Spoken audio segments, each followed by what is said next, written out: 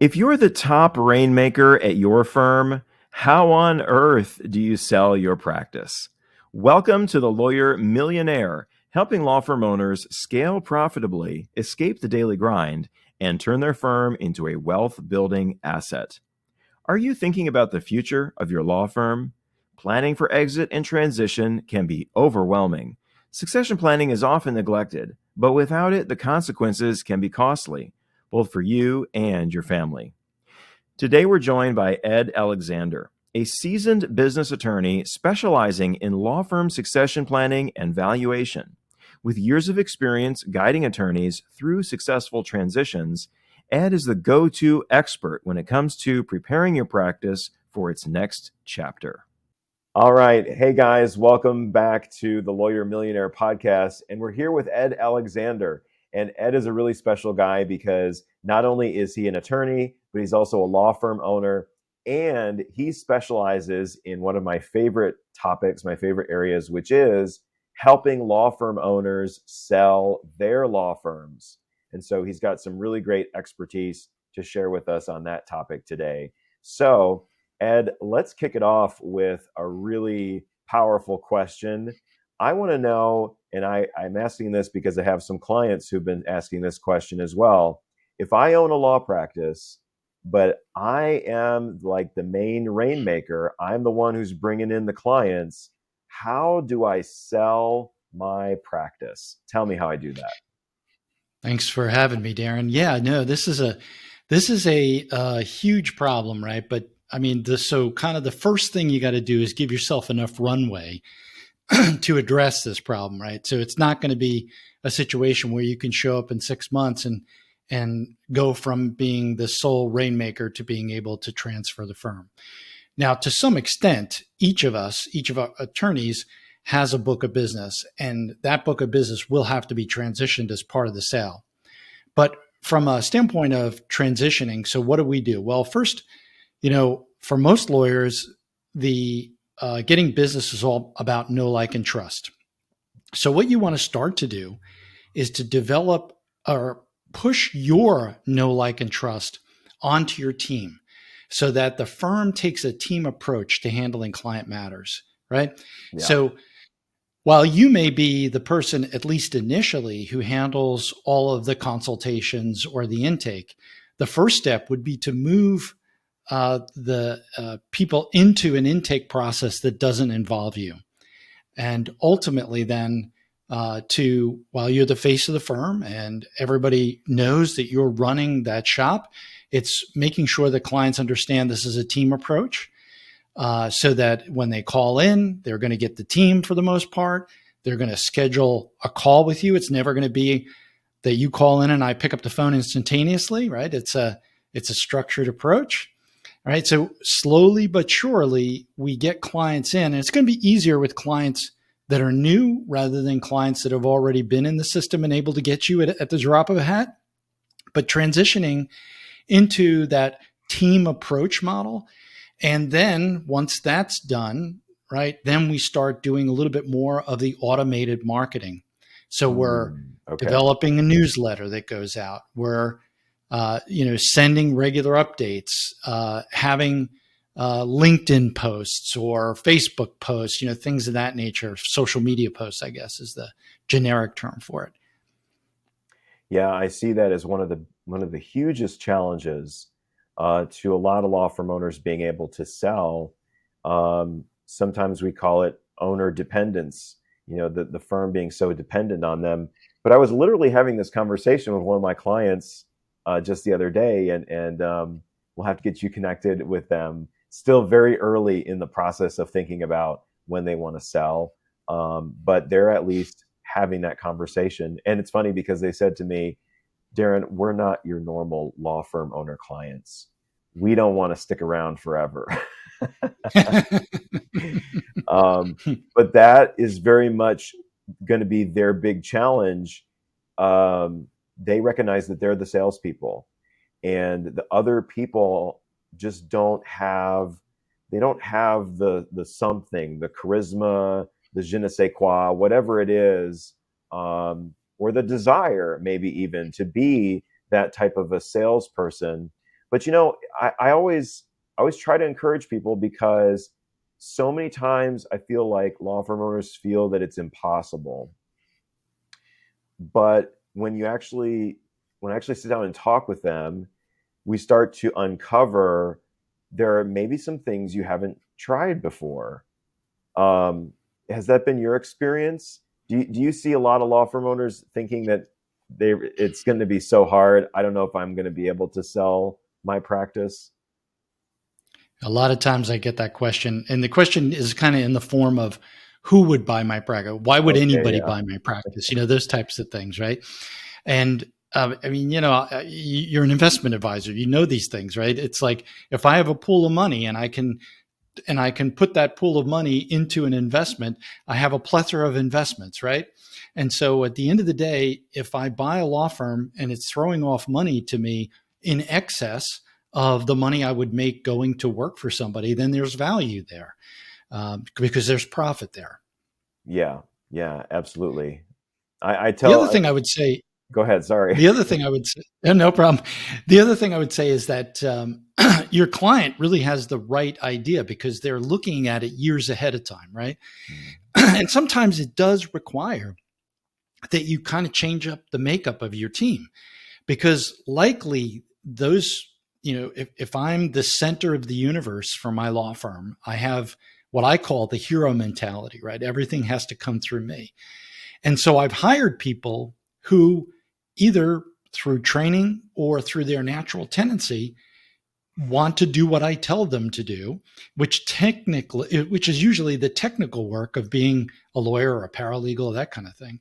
And so now you're kind of switching into the mode of I'm now running a business and I want those people to have the capability to do it themselves without me being involved. Mhm.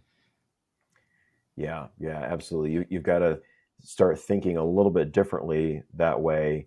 Um, what are the other big challenges that you find get in the way of people of law firm owners selling their practices? The biggest one is a mindset, right? Mm, The mental view that number one, you hit the nail on the head, which was, are we going to leave? Right? Some people think they're never going to leave their firms, and I just don't know how to help them, right? Because what they're on the track for is dying at their desk, which is leaves a mess for everybody. yeah. But so it's the idea of there is going to come a time when you need to leave. And let's plan for that time like we plan for anything else in our lives and get ourselves set up for it. Even if you don't plan to sell your firm, you've got to have a good succession plan because the worst thing in the world is to leave a mess for your spouse to have to clean up uh, in the event of your death. And I've seen way too many of those. And it's really unfortunate. Yeah, yeah. Is it, is it worth, this is a question I get sometimes, is it worth the effort and the energy of going through the process of getting my firm ready to sell, of scaling?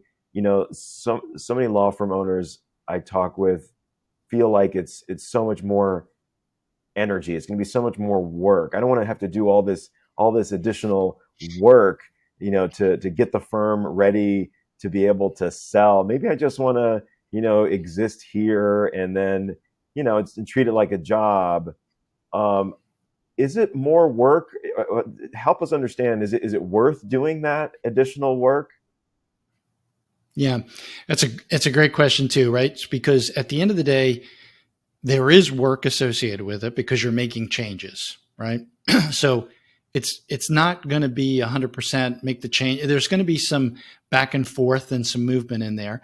But at the end of the day, everything that you do to improve your firm for sale will likely improve its profitability today and improve your ability to enjoy that firm, right? So that you have the time to do other things besides practice. Yes. Thank you so much for hitting those two. Um, More profit and more enjoyability, 100%. I couldn't agree more. Because ultimately, what you're trying to do, right, is get the firm so that it can operate without your direct, immediate involvement in everything. Um, So yeah, that is it right there. If you're a law firm owner listening to this, why should you think about getting ready for sale, even if you don't want to sell? It's going to make your life better. You're going to make more money, and you're going to enjoy it a lot more as well. Um, Ed, what are like the top three steps we need to take? Let's say, I'm a solo practitioner.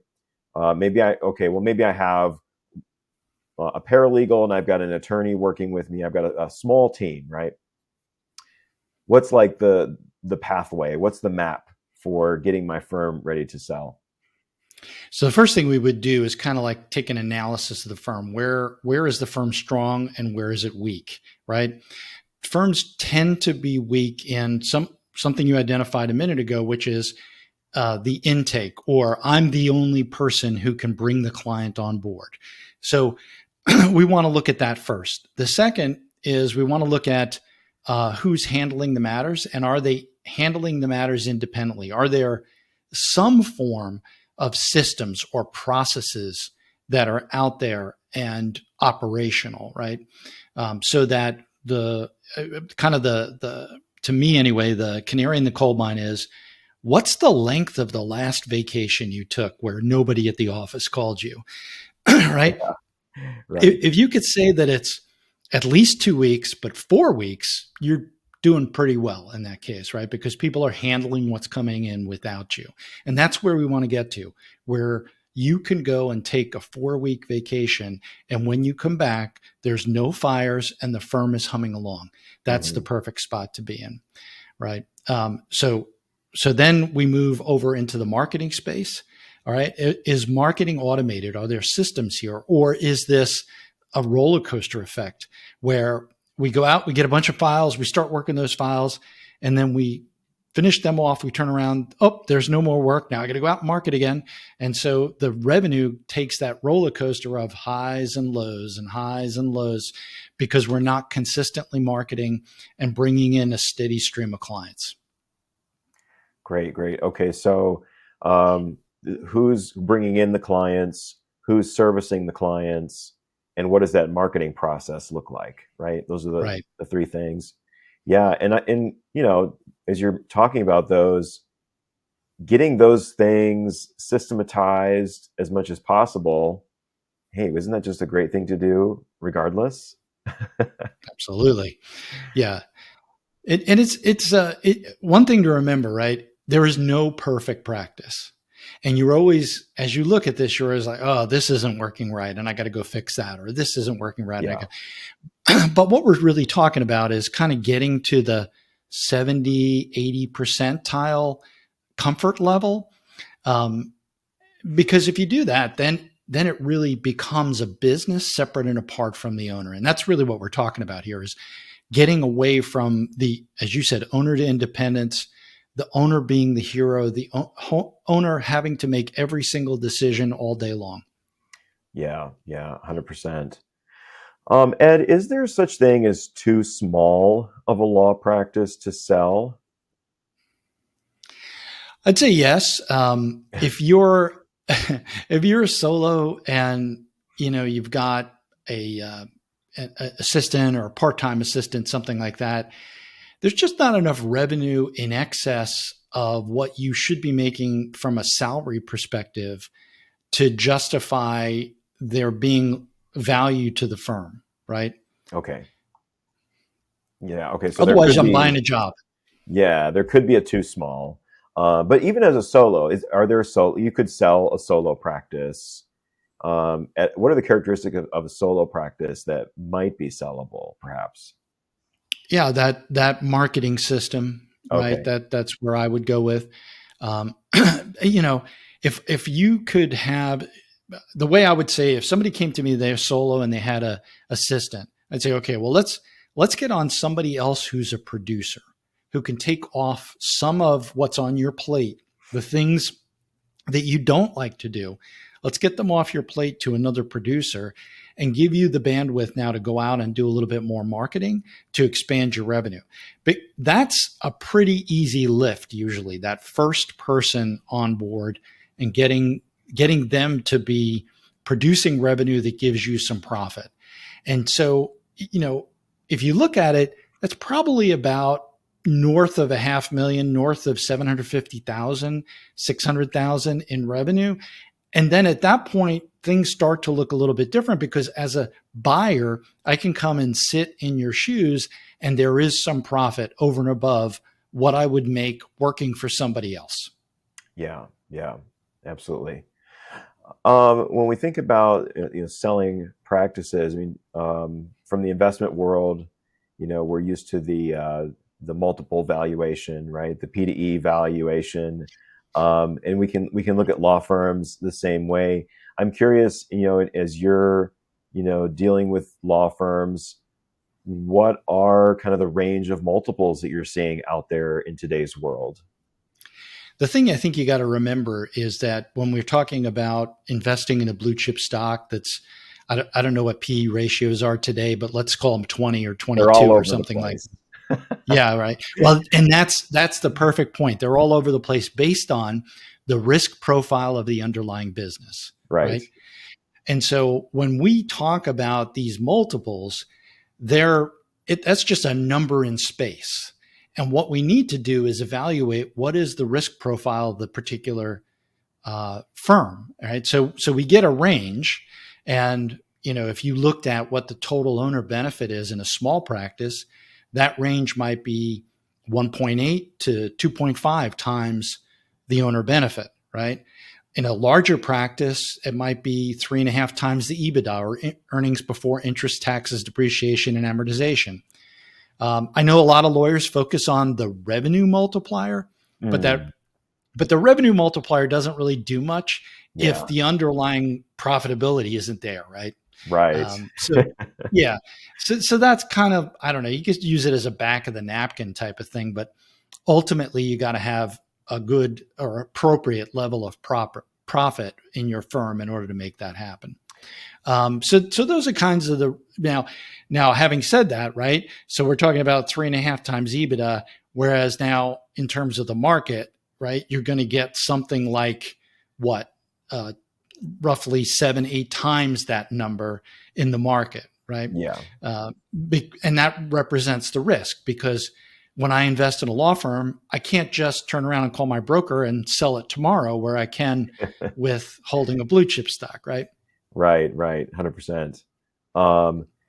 The liquidity factor, the pool of buyers, all of that changes that risk profile of the law firm. But many law firm owners might argue, and I might argue this myself, your own business might be less risky, in some ways, because you control it, but I get that completely. Well, it's definitely less risky for you, but for the buyer, they're going to come in and see gobs and gobs of risk all over the place, right? Yes. Lawyers right now, unless you're in a select few states, lawyers are the only ones who can own law firms. And so, as a rule, lawyers are pretty conservative when it comes to risk. And so they're going to see risk everywhere. That's what they're taught to do.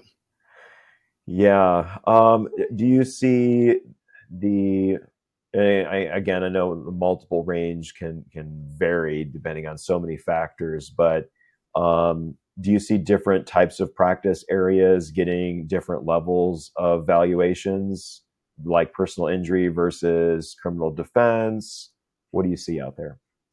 The ones that have long-term client relationships are typically the higher multiple. So think estate planning, or a business firm that has ongoing business clients, because that relationship is already there and there's repeatable business.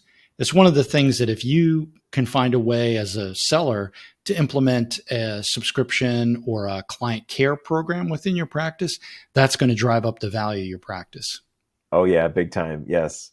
Yeah, we've talked about that on the show before. The recurring revenue is so attractive, definitely. And it's not just attractive to a buyer.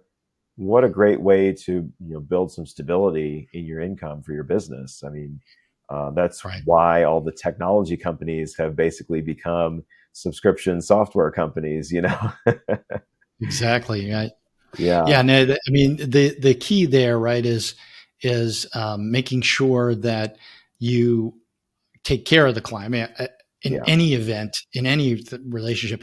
But if you don't have that capability in your practice, because maybe you have, I don't know, a one-off or whatever, the print newsletter and maintaining contact with clients to keep them in the loop and keep them as referral sources also has value. It's not as valuable as a subscription, but that relationship has value. And obviously that has to be transitioned, but it's much easier to transition that when there's a team approach than necessarily if you're doing everything in the practice. Oh, 100%. I've talked with law firm owners who've done a great job of maintaining that list. And then, over the years, they've compiled this list of thousands upon thousands of email addresses that, and not only just email addresses, but email addresses that are active. Mm-hmm. And then I have others who I've talked to that have been in business for decades, but haven't captured that information. And it's like, I mean, so much opportunity there that is potentially being missed. So I'm glad that you mentioned that. That can be a tremendously valuable asset for you. It's one of those things. Sometimes it's overwhelming, right? So Yeah. if I'm an older estate planning attorney and I have 25 years of client data, but I've not put it into any electronic form, God forbid. What I would recommend to people then is to go backwards, right? So start with, in our case, we're recording this in 25, so start with 24, and then go back to 23, and then go back to 22, and build the list over a period of time and start Yeah. communicating with people. The other thing is, I really think a print newsletter is much more powerful than just the electronic newsletter. Mm, And especially when you're looking at clients, you've got all their information, and it's yeah. and it's worth it.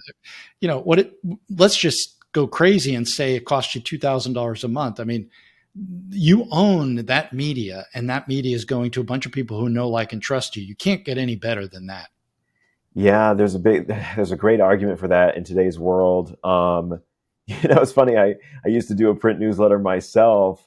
Maybe I'll bring it back, but it's almost like the email has become the print of yesterday because we're so inundated by email.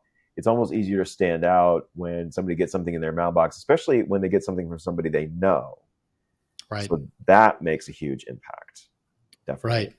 And then if you include personal information in there, I know a lot of people hesitate to do that, but it makes that personal connection, right? I mean, we obviously have a newsletter. We send it every 2 months. And my daughter recently got married, and in the newsletter right after the wedding, we put in all the pictures of the wedding and all of the, and had an article about it, and all of this. That actually got more comment and more interaction from people than any other newsletter I've ever sent. Nice, nice. Yeah, it's funny whenever I get the like the e-cards, the holiday e-cards, I'm Yeah. like, it doesn't mean the same thing to me. I'm like, it just seems, I don't know, it seems silly to me. It doesn't Yes, replace the paper card. that's right. Yes, absolutely. And then the other thing, I mean, if you really want to make an impact, is take a box of materials, right? So a book you wrote, some information piece, a few newsletter issues, and some other things, and you put that together, and then you send it to prospects so that they get a feel for who you are. Yeah, yeah, absolutely. And kind of coming back to the mechanics of selling, I want to ask you a couple more questions, and get your take on some of these other ideas. A lot of times when law firm owners think about the prospect of selling their firm, they're just thinking about it in terms of this one transaction. But there are so many other nuances, right? It could be you acquiring a practice. It could be you selling, maybe not selling in entirety, but bringing on some partners. And I see a lot of law firm owners that are very interested in maybe um, not selling everything, but selling a stake and retaining some form of ownership for a period of time. Have you seen that work? Yeah. So kind of I'm going to sell out the majority interest and hold on to 20 or 25% of that kind of thing. And that can work. There's a couple of things that you got to be sure of, right? So first, you got to know the buyer, right? So this is a situation where you want the buyer and you to be partners, maybe 50-50, maybe where you control the firm, depending on how that looks. And then ultimately there's a buyout later on. Now that partner could come externally, a kind of a lateral, or it could be somebody you already have in the firm. The risk with somebody you have in the firm is you probably hired them to be a technician and they may not have the drive to be an owner. So just, you've got to look at that, but everything should be papered on the way in. So we know exactly where we're going. But that plan can work. It's interesting. I attended a conference in November and one of the speakers was talking about it. He called it the perpetual law firm. And, the idea is great, but at some point you're going to be too old to participate in the law firm. Yeah. And that probably comes mentally before it comes physically. There's a great book out there, From Strength to Strength, that talks about the decline of high performing individuals. And if you look at that, you realize, okay, well, moving now from the guy or gal who built the firm into now the guy or gal who's going to mentor the people who run the firm and grow it from here on out is the perfect transition for an older lawyer to do. But that arrangement can work really well if everybody understands going in that's what it's going to look like, and everybody agrees what are their expectations around work, around pay, all of those things. Yeah. Another similar thing I hear often is where law firm owners maybe own their real estate, they own the office building, and they want to continue to own the office building, but then after they retire, have the law firm continue to pay them rent. Tell us how this could maybe go wrong. Yeah. I mean, so when I look at law firm financials and I see the rent number on there, that's the first question I'm asking is who owns the real estate? Because if it's a third party lessor, I know it's at fair market value. Whatever the definition is fair market value. But if it's a related party, I know that it's not at fair market value because either it's too high or it's too low, one of the two. So what you end up having to do in that transition then is go out, get somebody to tell you what a fair market rental lease rate is for the building. And that's the rate that the building has to have. Now, that is irrespective of what the owner's payment is. It's irrespective of what the owner wants. It's just what the market is.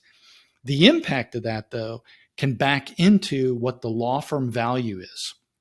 Because if I'm paying too little for rent, that means I'm taking too much profit out of the law firm, and the law firm profit's going to go down when we adjust the lease rate, and vice versa.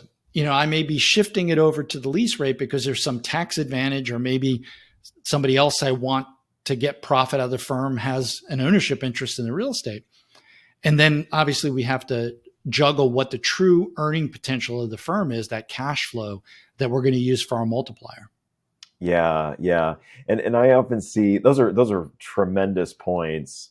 When you go to recast those financials, it may look a lot different. I also see this being potentially a problem. Like many law firm owners are maybe living in a dream world where they think, the law firm's going to just continue to exist in perpetuity and just pay me this rent forever, and I'm just going to have this perfect client, this perfect tenant forever. But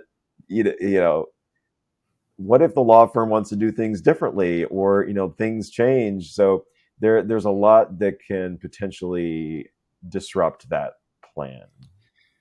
That's right. I mean, first off, absolutely positively, your law firm property, the office from which your law firm operates, should not be owned by the law firm. even if you own both, right? Mm. And so the opportunity there is, if you're selling and the buyer wants to purchase the building, well, go for try and set up a 1031 exchange or do something like that so that you can protect the investment that you have there and move it into a different similar property, right? So that's an option.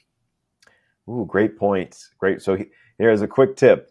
Your law firm should not own your property, right? You as the owner should own that. There's a lot of advantages as to why that is, tax wise and other. But yeah, that's a very great piece of advice. Ed, I want to ask you just a couple of last questions before we go. Sure. The first is, if you were, I know we talked about a lot of things, but what's like one of the top key things you want people to take away from today's episode if they're thinking about maybe selling their practice in the future? One big takeaway for them today. Give yourself enough runway, right? If you're thinking about selling in the future, it's not something that you can say, oh, well, it's 5 years down the line.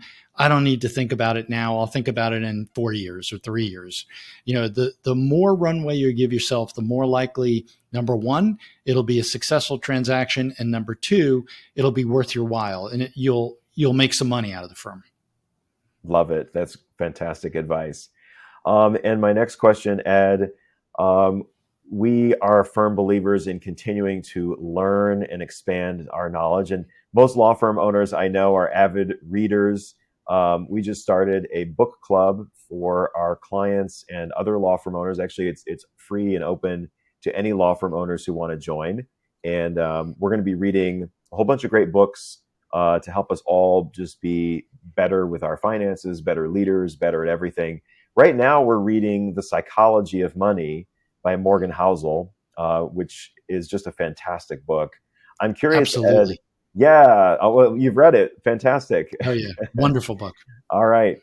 Well, along those lines, what are you reading right now? Boy, what I'm reading is a book about scarcity. It's The Power of Scarcity.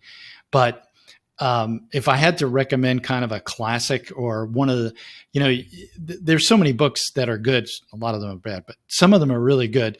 And one of them I would say is like 10X is easier than 2X. Not because you're going to 10X your firm, but because the principles in it are around perhaps the most important mindset you could develop. And that's understanding the 80-20 rule. Yes. I'm glad that you recommended that. That is also one of my favorites. Fantastic book. All right. Well, Ed, thank you so much for joining us today. In closing, why don't you share with our listeners where they can go to learn more about you? So if you want to learn more about, actually exiting your firm, we have a free download. That's lawfirmexitsuccess.com. And you can get me on LinkedIn at Alexander, attorney Ed Alexander, or at alexanderbusinesslaw.com. All right. Thanks, Ed. Thank you. A big thank you to Ed Alexander for sharing his insights on law firm succession planning. Be sure to check out the show notes for all the details and links to learn more about Ed and his services. It's so important to plan your exit strategy before you need it. Even if you never plan to retire, understanding your firm's value and having a clear plan in place can make all the difference in securing a successful and profitable future. Addressing your personal and financial planning as you near exit is equally important as addressing the business. And here at the Lawyer Millionaire, we help law firm owners integrate their business transition with their personal wealth strategy so you can land the plane successfully and enjoy a fulfilling retirement. If you're ready to start planning this process, jump on a call with me to learn about our Strategic Wealth Advisor program designed exclusively for law firm owners. If you enjoyed today's episode, leave us a review. It helps us reach more law firm owners like you. And don't forget to join our book club to connect with other growth-minded attorneys and law firm owners. Well, that's a wrap for this episode of The Lawyer Millionaire. Remember, your law firm should be an asset, not just a job. Take control, build wealth, and create the future you deserve. See you next time.